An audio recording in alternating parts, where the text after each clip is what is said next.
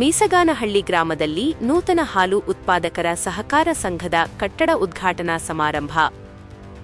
ಮೀಸಗಾನಹಳ್ಳಿ ಗ್ರಾಮದಲ್ಲಿ ನೂತನ ಹಾಲು ಉತ್ಪಾದಕರ ಸಹಕಾರ ಸಂಘದ ಕಟ್ಟಡ ಉದ್ಘಾಟನಾ ಸಮಾರಂಭವು ಅತ್ಯಂತ ಯಶಸ್ವಿಯಾಗಿ ಜರುಗಿತು. ಕಾರ್ಯಕ್ರಮದ ಮುಖ್ಯ ಅತಿಥಿಗಳು ಮತ್ತು ಗಣ್ಯರು. ಈ ಕಾರ್ಯಕ್ರಮದಲ್ಲಿ ಕೋಮುಲ್, ಯಲ್ದೂರು ಕ್ಷೇತ್ರದ ನಿರ್ದೇಶಕರಾದ ಗೌರವಾನ್ವಿತ ಶ್ರೀ ಎನ್. ಹನುಮೇಶ್, ಅಡ್ಡಗಲ್ ಕ್ಷೇತ್ರದ ನಿರ್ದೇಶಕರಾದ ಶ್ರೀ ಕೆ. ಮಂಜುನಾಥ್ ರೆಡ್ಡಿ, ಸಮಾಜ ಸೇವಕರು ಹಾಗೂ ಮಾಜಿ ಜಿಲ್ಲಾ ಪಂಚಾಯಿತಿ ಸದಸ್ಯರಾದ ಶ್ರೀ ಎಂವಿ ಶ್ರೀನಿವಾಸ್, ಜನರ ಪರ ಅಭಿವೃದ್ಧಿ ನಾಯಕರು ಮತ್ತು ಮಾಜಿ ಜಿಲ್ಲಾ ಪಂಚಾಯಿತಿ ಅಧ್ಯಕ್ಷರಾದ ಶ್ರೀ ತೂಪಲ್ಲಿ ನಾರಾಯಣಸ್ವಾಮಿ ಅವರು ಉಪಸ್ಥಿತರಿದ್ದರು. ಅಧಿಕಾರಿಗಳ ಉಪಸ್ಥಿತಿ. ಕೋಮುಲ್ ಕೋಲಾರದ ವ್ಯವಸ್ಥಾಪಕರಾದ ಎಂಪಿ ಚೇತನ್, ಶ್ರೀನಿವಾಸಪುರದ ಉಪವ್ಯವಸ್ಥಾಪಕರಾದ ಶ್ರೀ ಕೆಎಂ ಮುನಿರಾಜು ಹಾಗೂ ವಿಸ್ತರಣಾಧಿಕಾರಿ ಶ್ರೀ ಪಿಕೆ ನರಸಿಂಹರಾಜು ಸೇರಿದಂತೆ ಒಕ್ಕೂಟದ ಎಲ್ಲಾ ವಿಸ್ತರಣಾಧಿಕಾರಿಗಳು ಭಾಗವಹಿಸಿದ್ದರು. ಗ್ರಾಮದ ಪ್ರಮುಖರು ಹಾಗೂ ಮುಖಂಡರು. ಹಿರಿಯ ಮುಖಂಡರಾದ ಕಲ್ಲೂರು ರತ್ನಪ್ಪ, ಯುವ ಮುಖಂಡ ಯಲ್ದೂರು ಅಂಬರೀಶ್ ಸೇರಿದಂತೆ ಊರಿನ ಹಿರಿಯರು, ಗಣ್ಯರು ಹಾಗೂ ಸಾರ್ವಜನಿಕರು ಕಾರ್ಯಕ್ರಮದಲ್ಲಿ ಪಾಲ್ಗೊಂಡಿದ್ದರು. ಡೈರಿ ಆಡಳಿತ ಮಂಡಳಿ ಮತ್ತು ಸಿಬ್ಬಂದಿ ವರ್ಗ. ಡೈರಿ ಅಧ್ಯಕ್ಷರಾದ ಶ್ರೀಮತಿ ಅರಬ್ ಜಾನ್, ಉಪಾಧ್ಯಕ್ಷರಾದ ಶ್ರೀಮತಿ ಭಾರತಮ್ಮ, ನಿರ್ದೇಶಕರುಗಳಾದ MV Krishnareddy, MG Krishnamurthy, MV Narayanaswamy, M Babu, MP Gopalreddy, MS Suresh, N Nagaraj, MG Narayanaswamy, Shrimati Ratnamma ಹಾಗೂ ಮುಖ್ಯ ಕಾರ್ಯನಿರ್ವಾಹಕರಾದ ಎಂ ರಮೇಶ್ ಮತ್ತು ಹಾಲು ಪರೀಕ್ಷಕ ಸತೀಶ್ ಆರ್ ಉಪಸ್ಥಿತರಿದ್ದರು. ಕಾರ್ಯಕ್ರಮದ ಮುಖ್ಯಾಂಶಗಳು. ಕಾರ್ಯಕ್ರಮದಲ್ಲಿ ಹಾಜರಿದ್ದ ಗಣ್ಯರನ್ನು, ಅಧಿಕಾರಿಗಳನ್ನು ಹಲವಾರು ಗ್ರಾಮಗಳಲ್ಲಿ ಇವತ್ತು ರೈತರು ಕೈಯಲ್ಲಿ ಹಾಲು ಕರೀಲಿಕ್ಕೆ ಆಗೋದಿಲ್ಲ. ಸೊ ತಾವು ಮಿಲ್ಕಿಂಗ್ ಮಿಷನ್ಸ್ ಇಲ್ಲಿ ಹಾಕೊಟ್ರೆ ಅದಕ್ಕೆ ಸುಮಾರು 4.5 ಲಕ್ಷದಷ್ಟು ಒಕ್ಕೂಟದ ಅನುದಾನದ ಅಡಿಯಲ್ಲೇ ಇಲ್ಲಿ ನಿಮ್ಗೆ ಮಿಷನರೀಸ್ ನ ಉಚಿತವಾಗಿ ಹಾಕೊಡ್ತಾರೆ. ಸಿವಿಲ್ ಕಾಮಗಾರಿಗಳಿಗೂ ಕೂಡ ಸುಮಾರು 50,000ದಷ್ಟು ಅನುದಾನ ಕೂಡ ಅದಕ್ಕೂ ಕೂಡ ಕೊಡ್ತಾರೆ. ಸೊ ಈಗ ತಾವೇನ್ ನೋಡ್ತಾ ಇದೀರಿ ಈ ಭವ್ಯವಾದ ಕಟ್ಟಡ, ಈ ಕಟ್ಟಡ ನಿರ್ಮಾಣಕ್ಕೂ ಕೂಡ ನಮ್ಮ ಒಕ್ಕೂಟದಿಂದ 3 ಲಕ್ಷ ರೂಪಾಯಿ ಅನುದಾನ ಕೊಟ್ಟಿದ್ದೇವೆ. ಕೆಎಂಎಫ್ ಇಂದ 4.5 ಲಕ್ಷ ಅನುದಾನ ಕೊಟ್ಟಿದ್ದೇವೆ. ಮತ್ತೆ ಉಳಿದಂತೆ ಧರ್ಮಸ್ಥಳದಿಂದ ನಮ್ಗೆ 2 ಲಕ್ಷ ಅನುದಾನ ಸಿಗುತ್ತೆ. ಸೊ ಒಟ್ಟಾರೆಯಾಗಿ ಇನ್ನು ಹೆಚ್ಚಿಗೆ ಈ ಒಂದು ಕಟ್ಟಡ ಕಟ್ಟಲಿಕ್ಕೆ ಬರೀ 9 ಲಕ್ಷದಲ್ಲಿ ಆಗಿಲ್ಲ, ಇನ್ನು ಹೆಚ್ಚಿಗೆ ಆಗಿದೆ. ಅದನ್ನ ಸಂಘದ ವತಿಯಿಂದ ಬಳಸ್ಕೊಂಡು ಒಂದು ಒಳ್ಳೆ ಕಟ್ಟಡನ ನಿರ್ಮಾಣ ಮಾಡಿದ್ದಾರೆ ಸಂಘದ ಕಾರ್ಯದರ್ಶಿ ಮತ್ತು ಈ ಆಡಳಿತ ಮಂಡಳಿ ಸದಸ್ಯರು. ಬಹಳ ವಿಶೇಷವಾಗಿ ಹೇಳ್ಬೇಕಂದ್ರೆ ಮೀಸಗಾನಹಳ್ಳಿಯಲ್ಲಿ ಇನ್ನೊಂದು ಫಸ್ಟ್ ಕ್ವಾಲಿಟಿನೇ ಬರ್ತಾ ಇರಲಿಲ್ಲ. ಹಾಲು ಅಂತಂದ್ಮೇಲೆ ನಾವು ಹಾಲು ಕಳಿಸ್ತೀವಿ ಒಕ್ಕೂಟಕ್ಕಾಗ್ಲಿ ಮಾರ್ಕೆಟ್ಗಾಗ್ಲಿ ಅಂದ್ರೆ ಗುಣಮಟ್ಟ ಬಹಳ ಇಂಪಾರ್ಟೆಂಟ್. ಒಳ್ಳೆ ಕ್ವಾಲಿಟಿನೇ ನಾವು ತಗೋಬೇಕು ಅಂತ ಇವತ್ತು ನಾನು ಇಲ್ಲಿ ಇದೇ ಊರಲ್ಲಿ ಹುಟ್ಟಿ ನಾನು ಒಂದು 30 ವರ್ಷದಿಂದ ನೋಡ್ತಾ ಇದ್ದೀವಿ. ಅಲ್ಲಿ ಡೈರಿ ಇರಲಿಲ್ಲ. ಅದ್ಯಾವುದೋ ಡೈರಿ ಒಂದು ಪಾಪ ಹಳೆ ಮನೆಯಲ್ಲೊಂದು ಗಂಗಮ್ಮನ ಗುಡಿ ಅಂತ ಇದೆ, ಅಲ್ಲಿ ಇಟ್ಕೊಂಡು ಅದರಲ್ಲೇ ನೈಟು 4 ಗಂಟೆಗೆ ಬಂದು ನಾನು ನೋಡ್ತಾ ಇರ್ತೀನಿ. ಅಲ್ಲಿ 4 ಗಂಟೆಗೆ ಬಂದು ಅಲ್ಲಿ ಸಾಧನೆ ಮಾಡಿದ. ಆಮೇಲೆ ನಾವೆಲ್ಲ ಸೇರಿಕೊಂಡು ನಮಗೆಲ್ಲ ರಿಕ್ವೆಸ್ಟ್ ಕೊಟ್ಟರು, ಒಂದು ಇದು ಮಾಡಬೇಕು, ಒಂದು ಏನಾದರೂ ಮಾಡಿ ಒಂದು ಕಟ್ಟಡ ಉದ್ಘಾಟನೆ ಮಾಡ್ಕೊಳ್ಳೋಕ್ಕೆ ನಮಗೆ ಅಮೌಂಟ್ ಐತೆ. ಆಮೇಲೆ ಅನ್ವೇಷಣ ಇದ್ದಾಗ ನಮ್ಗೆ ಹೇಳಿದ್ದು ಅವಾಗ ಹೇಳ್ದಾಗ ನಾವು ಕೇಳಿದ್ವಿ. ಅವಾಗ ಯಾವುದೋ ಒಂದು ಖಾತೆ ಮಾಡಿದ್ವಿ. ಆಮೇಲೆ ಅದು ಆಗಲಿಲ್ಲ. ನಮ್ಮೂರೇ ಇಲ್ಲಿ ಮಾಡ್ತೀವಿ ಅಂತ ಅವ್ರು ತಿಳ್ಕೋಬೇಕು.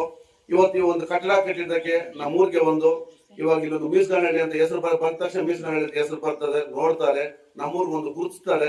ಅದಕ್ಕೆ ದಯವಿಟ್ಟು ನಾನು ಹೇಳ್ತೇನೆ, ನಮ್ಮ ಮೀಸಗಾನಹಳ್ಳಿ ಅವ್ರಿಗೆ ಹೇಳೋದು, ನಮ್ಗೆ ಎಷ್ಟೇ ರಾಜಕೀಯ ಇರಲಿ, ಎಷ್ಟೇ ಇದಿರಲಿ, ಒಂದು ಊರಿಗೆ ಒಳ್ಳೆ ಕೆಲಸ ಮಾಡುವಾಗ ಎಲ್ಲ ಸಪೋರ್ಟ್ ಆಗಿರ್ಬೇಕು. ಎಲ್ಲ ಸಪೋರ್ಟ್ ಆಗಿ ಮಾಡಿ, ಎಲ್ರಿಗೂ ಮಾಡ್ಬೇಕಾಗಿ ನಾನು ಎಲ್ಲದೂ ವಿನಂತಿ ಮಾಡ್ಕೊತೀನಿ. ಇವತ್ತು ರಾಜಕೀಯ ಇರ್ತದೆ, ನಾಳೆ ಹೋಗುತ್ತೆ. ಈ ಊರು ಅನ್ನೋದಂತೆ ಮೀಸಗಾನಹಳ್ಳಿದ ಒಂದು ಒಗ್ಗಟ್ಟಾಗಿರ್ಬೇಕು. ಆಮೇಲೆ ಇವತ್ತು ನಮ್ಮ ಶಾಸಕರು ನಮ್ಮ ನೆಚ್ಚಿನ ನಾಯಕರಾದ ಎನ್ಶಿವಾಡಿ ಬರಬೇಕಾಗಿತ್ತು. ಅದ ಕಾರಣಾಂತರದಿಂದ ಬರೋಕ್ಕಾಗಲಿಲ್ಲ. ಆಮೇಲೆ ಫೋನ್ ಮಾಡಿದ್ದಕ್ಕೆ ನಮ್ಮ ನಾರಾಯಣಸ್ವಾಮನಿಗೆ ಹೇಳ್ತೀವಿ, ನಾರಾಯಣಸ್ವಾಮನ್ ಕರ್ಕೊಂಡು ನಮ್ಮ ಪರವಾಗಿ ಅಂತ ಹೇಳಿದ್ರು. ಆಮೇಲೆ ನಮ್ಮ ಹನುಮೇಶನ್ನ, ನಮ್ಮ ಕೆ ಮಂಜಣ್ಣ ಅವರು, ನಮ್ಮ ಕಸ್ಬಾದವ್ರೆ, ಅವ್ರು ಇವಾಗ ನಮ್ಗೆ ರಿಕ್ವೆಸ್ಟ್ ಮಾಡ್ಕೊತಾ ಇದ್ದೀವಿ, ಡೈರಿಗೆ ದಯವಿಟ್ಟು ನಮಗೆ ಸಹಾಯ ಮಾಡಿ, ಇನ್ನೂ ಉತ್ತಮವಾಗಿ ಸ್ವಲ್ಪ ಇದಕ್ಕೆ ಸಪೋರ್ಟ್ ಮಾಡಿ ಇನ್ನೂ ನಮ್ಮ ರಮೇಶ್ ಅವನು ಸಾಧನೆ ಮಾಡ್ತಾನೆ ಅಂತ ನಮ್ಗೆ ನಂಬಿಕೆ ಐತೆ, ಸಾಧನೆ ಮಾಡ್ತಾನೆ. ಆಮೇಲೆ ಇದಕ್ಕೆ ಕಟ್ಟಡಕ್ಕೆ ಬೇಕು ಅಂದಾಗ ನಾನು ಬೆಂಗಳೂರಲ್ಲಿದ್ದೆ. ನಾನು ಆಮೇಲೆ ನನ್ನ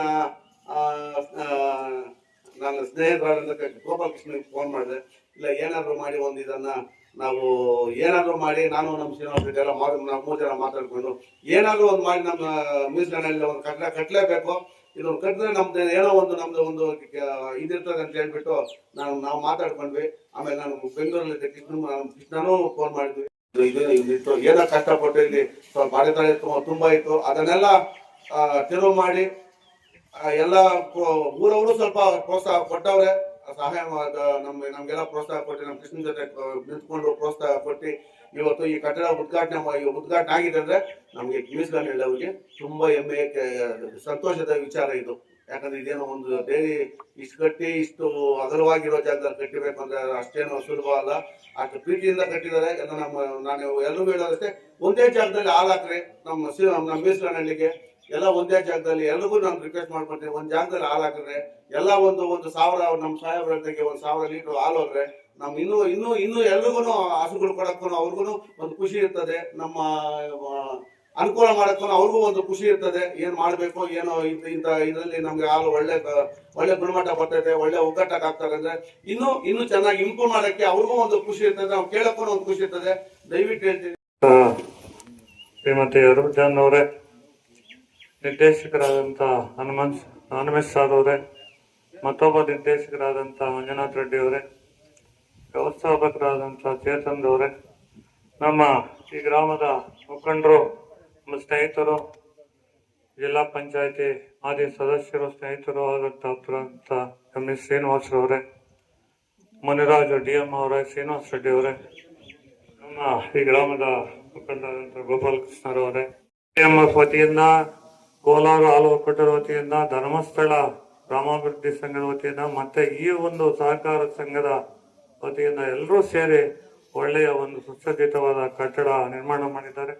ಅದಕ್ಕೆ ಈ ಒಂದು ಗ್ರಾಮದ ಈ ಸಂಘದ ಅಧ್ಯಕ್ಷರು, ಎಲ್ಲ ಆಡಳಿತ ಮಂಡಳಿಯ ಸದಸ್ಯರು ಎಲ್ರಿಗೂ ಕೂಡ ಮೊದಲನೇದಾಗಿ ನಾನು ಅಭಿನಂದನೆಗಳನ್ನು ತಿಳಿಸಲಿಕ್ಕೆ ಬಯಸುತ್ತೇನೆ. ನೋಡಿ, ಈಗ ಹಾಲು ಅಂತಂದ್ರೆ ಈ ಕೋಲಾರ ಜಿಲ್ಲೆಗೆ ಸಿಲ್ಕು ಮಿಲ್ಕು ರೈತರಿಗೆ ಜೀವನಾಡಿಯಾಗಿರುತ್ತದು. ಕಾಲಕ್ರಮೇಣ ಸಿಲ್ಕು ನಿಂತೋಯ್ತು. ಈಗ ಮಿಲ್ಕಲ್ಲೇ ಹೆಚ್ಚಿನ ರೈತರಿಗೆ ಒಂದು ಜೀವನದ ಆಧಾರವಾಗಿದೆ ಈ ಕೋಲಾರ ಜಿಲ್ಲೆ, ಚಿಕ್ಕಬಳ್ಳಾಪುರ ಜಿಲ್ಲೆಗಳಲ್ಲಿ. ಅಂತ ಒಂದು ಐನೋದ್ಯವನ್ನು ಕೋಲಾರ ಜಿಲ್ಲೆ ಮೊದಲನೇ ಇದನ್ನ ತಂದಿರೋರಿಗೆ, ಏನು ಯಾರು ಪ್ರಾರಂಭ ಮಾಡಿದ್ರು ಅದಕ್ಕೆ ಅವರಿಗೆಲ್ಲನೂ ನಾವು ಧನ್ಯವಾದಗಳನ್ನ ಹೇಳಲಿಕ್ಕೆ ಬಯಸುತ್ತೇನೆ. ನೋಡಿ, ಈ ಒಂದು ಕಾರ್ಯಕ್ರಮದಲ್ಲಿ ಹೇಳೋದಂತಂದ್ರೆ, ಈಗ KMF, ಕೋಲಾರ ಹಾಲು ಒಕ್ಕೂಟ, ಧರ್ಮಸ್ಥಳ ಎಲ್ಲರೂ ಕೂಡ ದುಡ್ಡು ಈ ಸಂಘಗಳಿಗೆ ಇದು ಬಿಲ್ಡಿಂಗ್ ಕೊಡ್ತೀವಿ ಅಂತಾರಲ್ಲ, ಇದು ನಮ್ಮ ರೈತರ KMF ಸರಿ ದುಡ್ಡೆಲ್ಲ ಸರ್ಕಾರದ್ದೇನು ಅಲ್ಲ ಅಂತ ನನಗೆ ಭಾವಿಸ್ತದೆ. ರೈತರದ್ದು ಏನ್ ದುಡ್ಡು KMF ಇರ್ಬೋದು, ಕೋಲಾರ ಸರ್ಕಾರ ಇರ್ಬೋದು, ಎಲ್ಲಾನು ರೈತರದೇ ದುಡ್ಡು. ಆ ರೈತರ ದುಡ್ಡನ್ನ ರೈತರಿಗೆ ಅವ್ರ ಲಾಭದಲ್ಲಿ ಕೊಡ್ತಾ ಇದ್ದೀರಿ.